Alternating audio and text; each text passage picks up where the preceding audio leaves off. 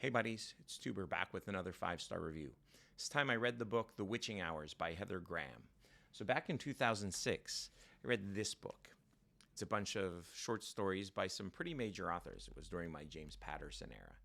I've outgrown that. He's bad. Don't read him. Anyway, it had a lot of major authors, and they were some people that I'd never read or even heard of before, and I loved the short story from Heather Graham in this thing. So I was like, all right, I need to read Heather Graham. This was in 2006. So now that it's 2026 and 20 years later, I have to read her. Now's the time, I guess. So this was book one. I assume it's going to be part of a series, and I think it's somehow related to some other series, not that you needed to know that.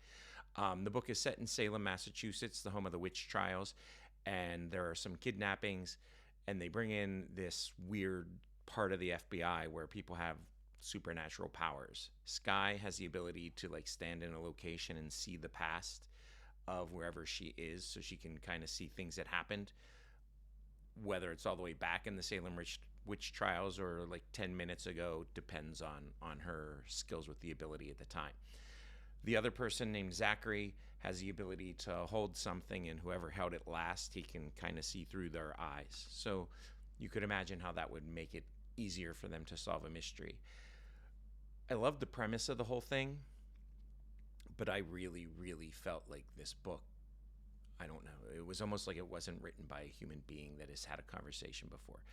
There was zero chemistry between these two people that seemingly were having a romance while they were solving the thing.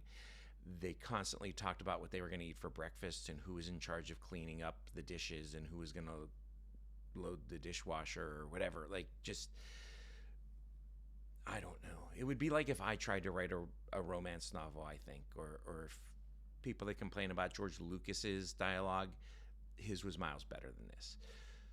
So if you can get past that, the premise is interesting. If you are super into witchcraft and enjoy a good crime novel, it's okay. I don't know that I would recommend it, though. I give it 5 stars out of 20.